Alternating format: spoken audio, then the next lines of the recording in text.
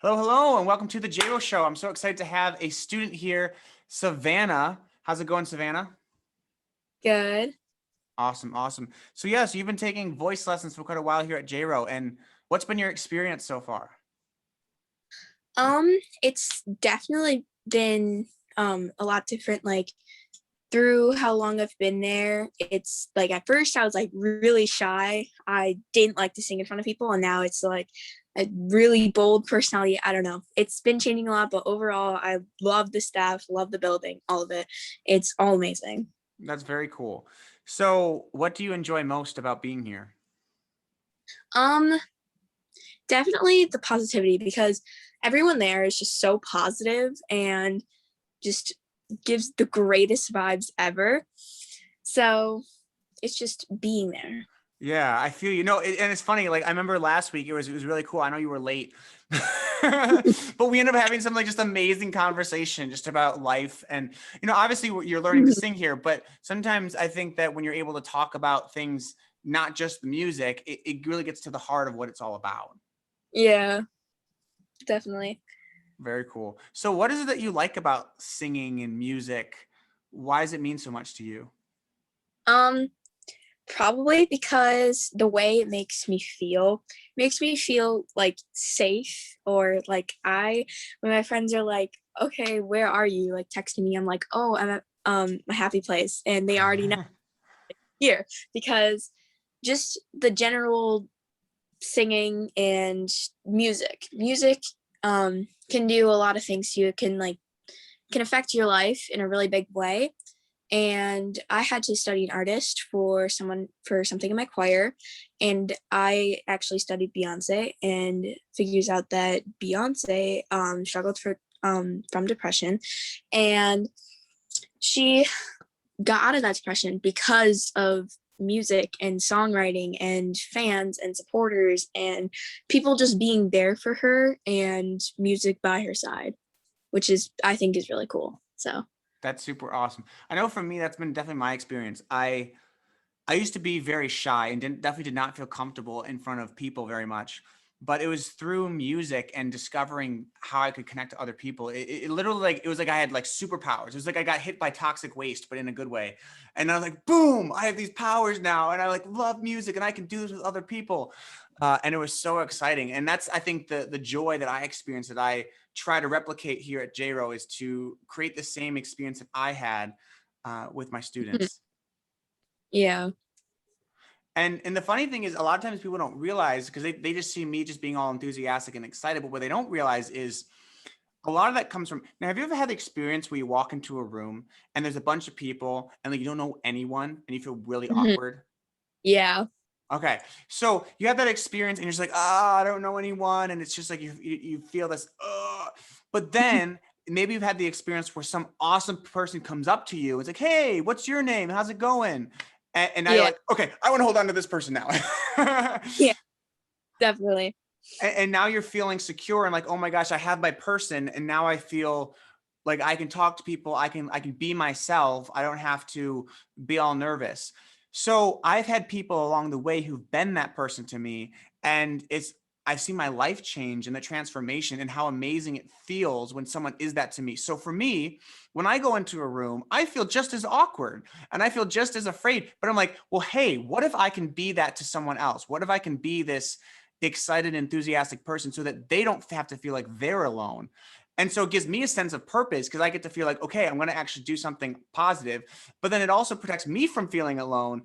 And whoever else I encounter in the room gets to feel like, hey, they've made a new friend and now they feel secure. And I find that when I enter in a room with that mindset, it just makes it better for everyone because now everyone can feel relaxed. They can be themselves. And that's what happens at JRO is students are able to just relax and be who they really are. And even if someone's brand new and they're meeting all these new people, I try to make them feel at home and comfortable so they can be like, I can finally just be me. I don't have to put on this fake mask.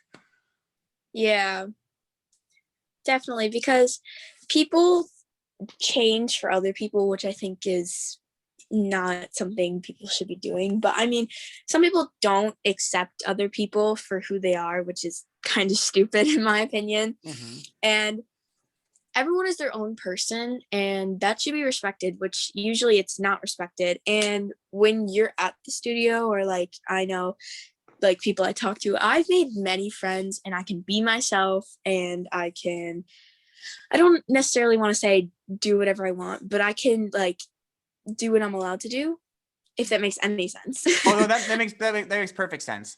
So Yeah, I mean, obviously we have to kind of keep within the confines of the law. We're not going to be like doing crazy weird stuff. but No, it's definitely a blast. no, it's awesome. And I always love too, because when you come in, like you're always feeling excited because like, oh, this is my place.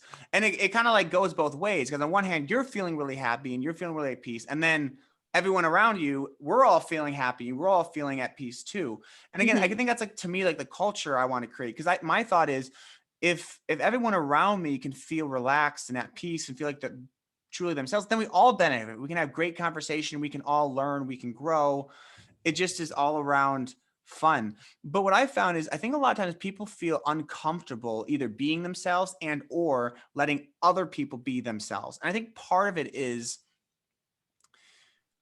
for me, I'm Catholic, I'm Christian, and that my beliefs are very important to me. But not everyone is Catholic. Not everyone is Christian. I'm also left-handed. Not everyone is left-handed. I have certain political beliefs. Not everyone shares my political beliefs. I'm white. Not everyone is white. I'm a guy. Not everyone's a guy. So people are different than me, right? And so Yeah. there's a part of me that if someone else is different, or if they don't believe what I believe, or they don't think the way or look the way I do, there's a fear. Like I feel threatened, or like, oh my gosh, maybe they're not going to like me, or they're going to reject me, or maybe we're not going to be able to connect. Maybe we won't have nothing in common, so we won't be able to talk. So I think that's what people have. And so when they feel that threatened feeling or that fear, they put these walls up, or they can be sometimes abusive to other people and they can hurt them because they feel threatened. They don't know what to do. And so for me, been helpful for me is to realize that we all feel that way, right? Everyone struggles to be themselves in every moment, right? So I'm like, if I can create that space that people can relax and just be themselves and be in alignment with like, what do I want? I want to be a better singer. I want to be more confident. I want to sing these types of songs. By creating that space, people are able to put the walls down and they don't have to feel threatened, and they can express different beliefs. They can be different, and no one has to feel threatened. Like, it's okay that we think differently. We look differently. We have different interests. Not every student wants to sing the same song. So that's okay. Yeah. And I definitely think that it's cool that you give us like all this freedom, because I've known a couple studios that like are like, you're doing this song, and you have to learn it. And I'm like, well, that's not kind of what I want to learn. That's not what I'm here for. And then you kind of build those walls and you just it's not something you want to do. But when you do get to pick what you want to sing, what you want to do, all of that kind of thing, it just makes it a better place because you feel relaxed, you feel calm, and just in general, awesome. Well, and I appreciate that. And I think a lot of it's because what I found is, and myself included, Hmm. we're willing to put in more time and effort when we're passionate about something, when we want it. Right. Like I tell people I quit piano lessons 4 times. People are like, what? You're a music teacher? And you like, well, yeah. And it wasn't like I had bad teachers. It just wasn't, I wasn't really ready to get the most out of it. And it felt like it was just like this cookie cutter approach where I really needed to feel like it was me. Like when I started guitar, that was really the beginning of that, where I was learning songs, but I also got to choose some of my own. And that made me so much more excited about it. And then obviously when I got into singing and songwriting and all of that, and so I, again, like to create that for my students. Now, depending on which instrument I have, there's a slightly different process, but for the most part, I I like to give students, yeah, like you said, a lot of freedom. Now, I would say for my piano and guitar students, for them, usually there's a little bit more structure in the sense that you can't just start day one playing whatever guitar song you want, because you might not even know how to play the music, right? So for my guitar and piano students, for example, I might have a book that they go through, but the intention is not just so they learn the songs in the book. The intention is so that they can ultimately learn all the songs they want. So we're only using the book to the extent that it helps them learn to play songs that they're really passionate about and are excited about. And I think it gives like a process. I do the same thing with students. Like sometimes students don't know what song they want to sing, what song they want to play. And if they do, that's great. That's cool. And I can support that. And if I don't think it's the right song for them yet, I'll let them know. But I find that when students do know what they want, again, they're more excited about it. They're willing to put in the time. They're willing to practice it more. They're willing to just invest more, as opposed to if it's just me dictating, this is what you're going to do, And so I find like if I can help students with a song, that's great. But the more I can empower them to select songs that are going to be a good fit for them and that they're going to enjoy, the more fun they just have, because that's what it's about. Like people don't come to singing lessons so they can learn to sing scales. No one wants to sing scales. They want to be able to sing with confidence. And now maybe we might sing scales so that you can stretch your voice and sing higher and lower so that you can sing those songs that are harder. But that's not why someone doesn't learn guitar so they can just dun, dun, dun, dun. No, they want to be able to play cool rock and roll songs that they feel really awesome about, or maybe classical Yeah. songs, but that's what it's all about. Mm-hmm. So what were you gonna say? But definitely, like, people can take their own approaches on music. Like, that's why there's different types of music, like country and pop and rock and all of this, because everyone has a different way they feel about music and a different way they want to put music. Like, you can put music basic and classic, whatever you want, or you can do this whatever crazy thing you want with it, because there's someone out there that will enjoy your music and there's someone out there that will understand it. And I don't know, sometimes it's cool to see that like people make songs about real life problems and what they're going through. And it's cool because you can feel what they're going through music. Yes. Without that. No, it's so cool. And it's amazing how much you can express through music. And obviously it's one thing when you're writing a song that actually has lyrics. That's a totally different ballpark when you're writing a song that's just instrumental, right? Because like if you're writing a song that has no lyrics, the music has to speak for itself. So if you're, doing something sad,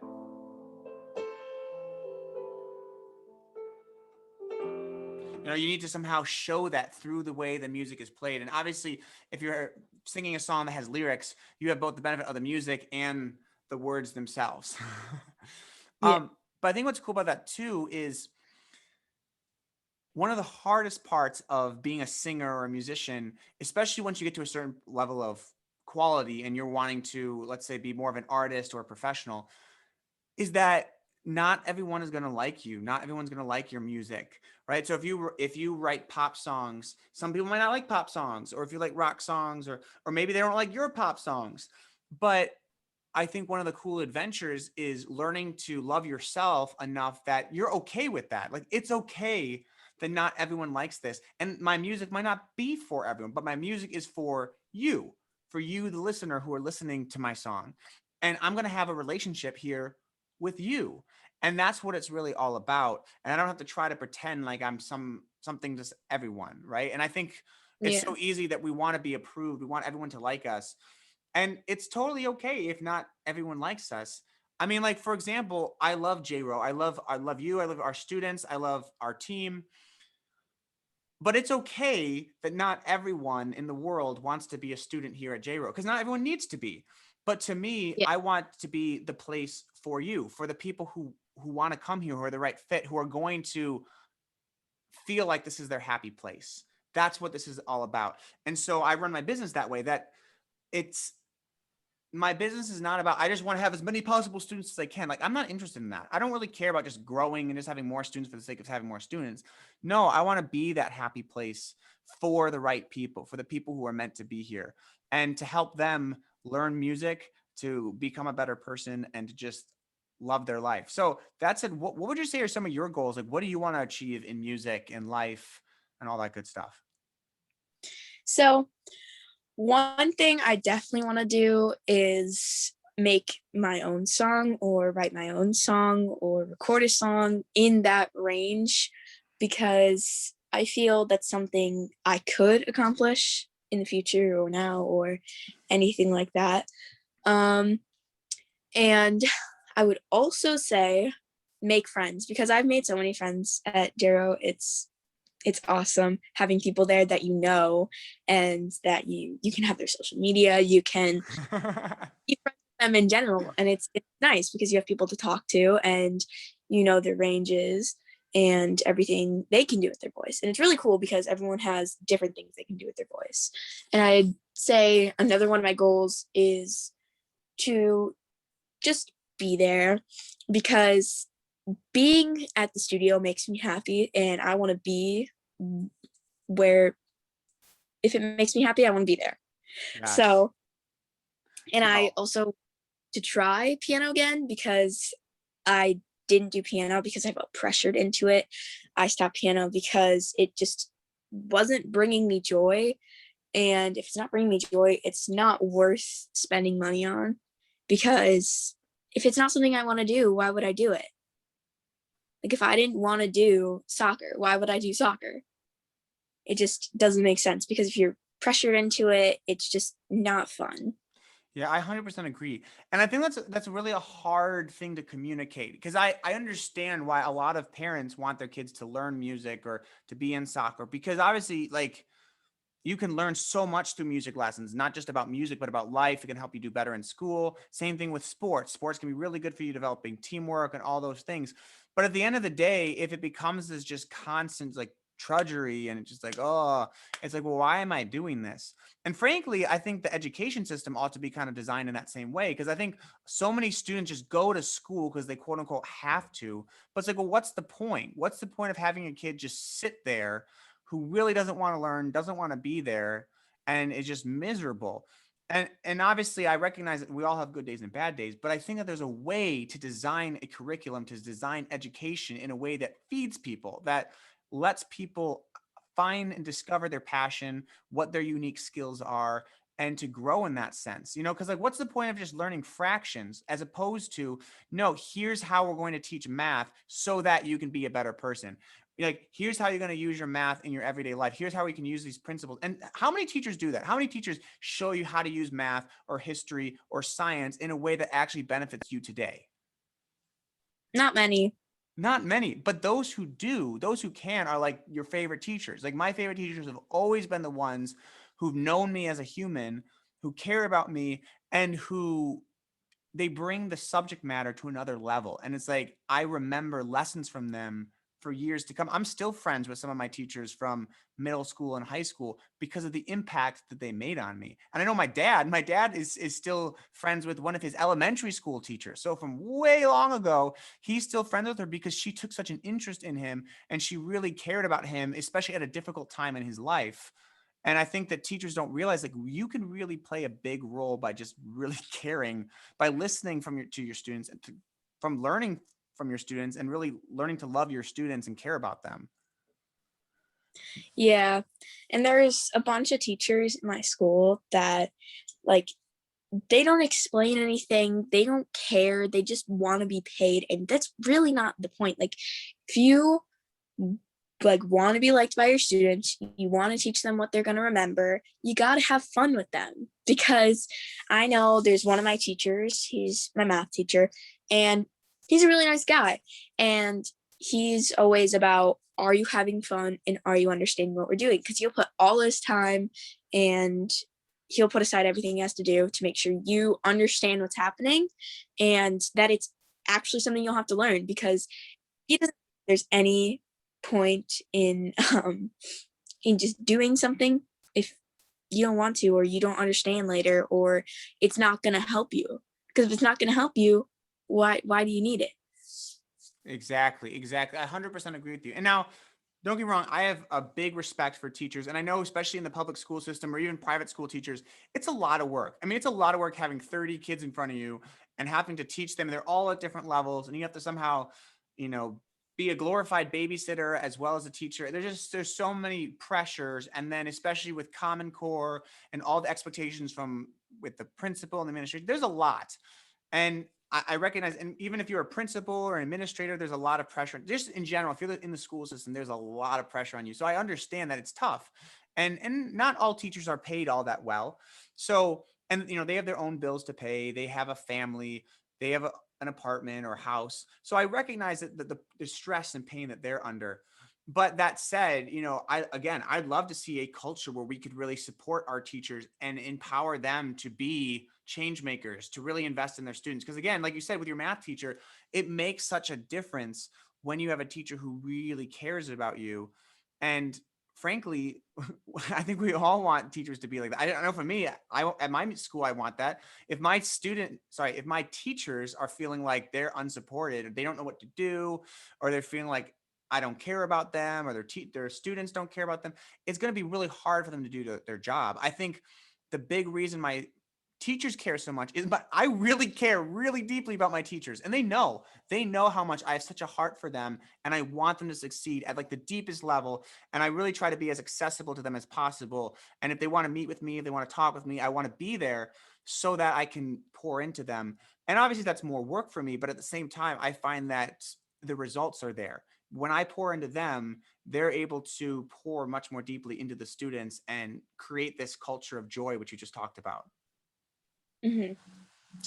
And my choir teacher, we absolutely love her because one, she's Gen Z. That's awesome.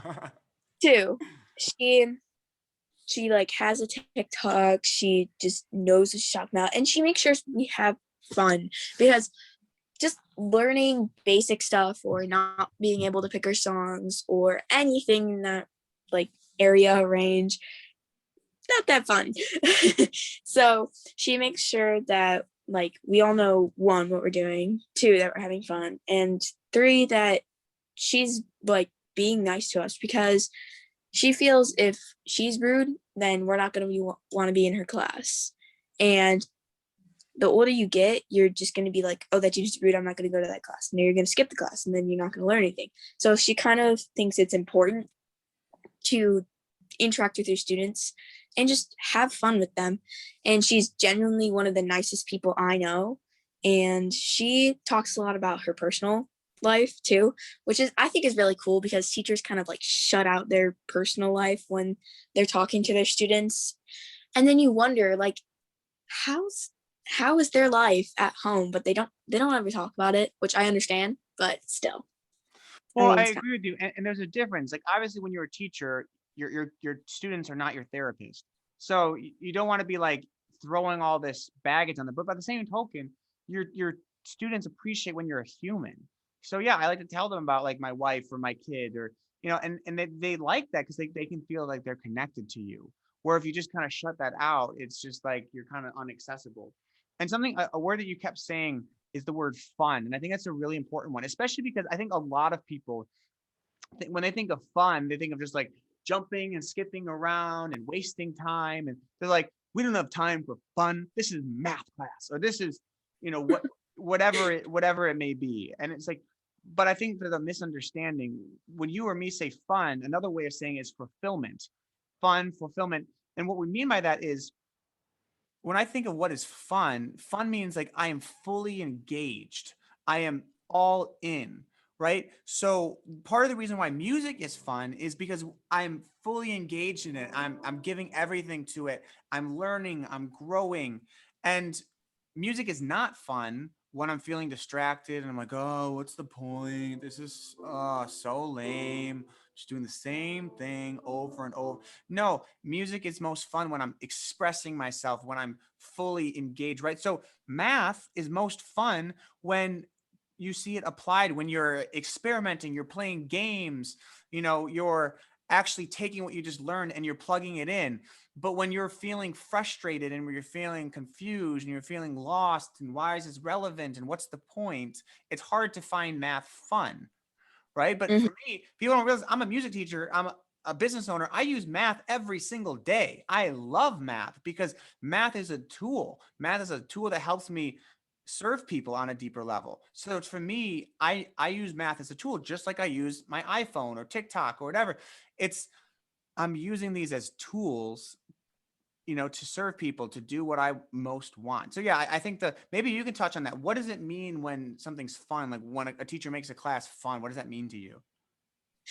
It means that they're doing things we want to do, but also helping us learn, because if they're giving us out a 50 question test, no one's going to want to do it. We're all going to be bored. We're all going to be like frustrated. We're all not going to understand.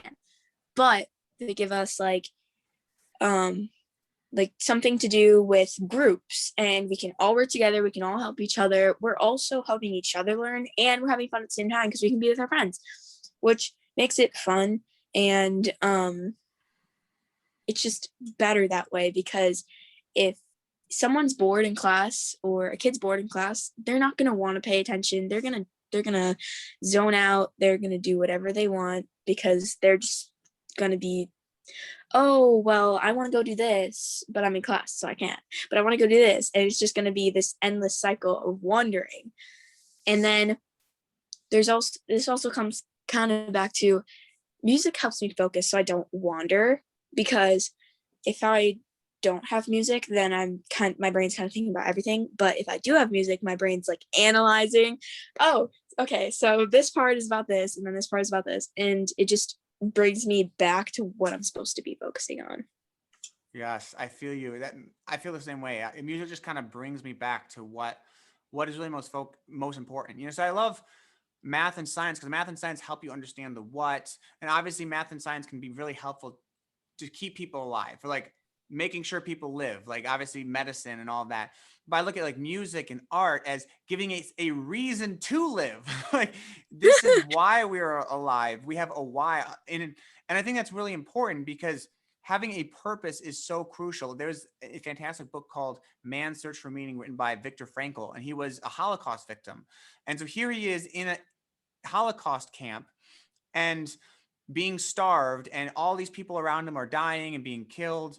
And ultimately, what he discovered was that the people who died the soonest were the people who didn't have a purpose, who didn't know why they're here, and were just either waiting for someone to save them, or maybe they just given up. Where when he was there, he realized that no, I want to have a purpose. I'm going to not just make it back, but I'm going to share what I learned. I'm going to share these stories. I'm going to help people. And that gave him the courage and the fulfillment that even during these difficult times, he was going to persevere. And I think it's the same thing with our lives.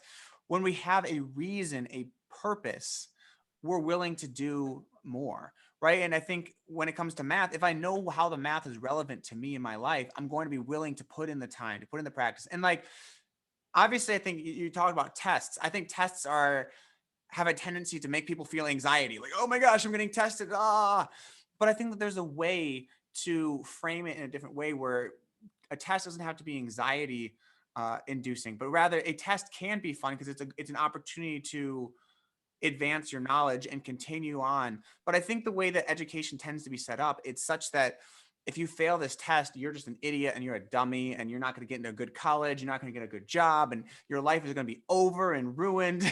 And it's like, it doesn't need to be that way. It's like, to me, I think failure is such a crucial thing. And that's why I love music, is like a big part of learning to play piano is making a crap ton of mistakes. Like you're going to make a lot of mistakes along the way to becoming a good pianist or a good singer.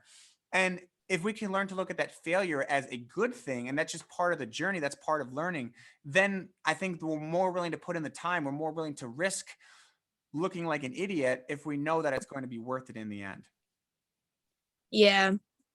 Awesome. Awesome. And I know What were you going to say? sometimes when I know definitely sometimes when I'm singing, I kind of tend to not know whether to go like high, low. And then I either try to go high and then it fails, or I try to go low and it fails. And then that's kind of where the actual lesson comes in. Well, we could try this, and then we could maybe do this with it. And then you kind of figure out along the way the whole song and how you want to put it. So. Exactly. So as a last question, guys, we could talk for hours about life and music and all the good stuff. So question, if someone you knew wanted to learn to sing and was maybe nervous about, like you said, singing in front of people, they didn't know how to get started, what would you recommend to one of your friends? This place, definitely this place. You're so comfortable here, and they're very like gentle with how you feel, and they're not like, okay, sing. It's like, okay, take your time, you have to sing right away. And it's okay if you make mistakes, and they assure you that like, oh yeah, it's totally fine if you make mistakes, because everyone makes mistakes, where other people might be like, okay, sing, don't make a mistake. And Awesome. then Awesome. I'm with you. I'm with you. Well, it's been so fantastic. I'm so happy we were able to have such a great conversation, Savannah. And if you're a student who's watching this, you are awesome. If you're not yet a student and you're thinking, hey, I want to be able to sing or want to be able to play a musical instrument, you should go to our website, jropro.com. That's JROPRO.com. Schedule a free assessment with me. And we would love to just make sure you have more joy in your life and more music. Awesome. Awesome. Well, we will see you guys next time. Bye-bye.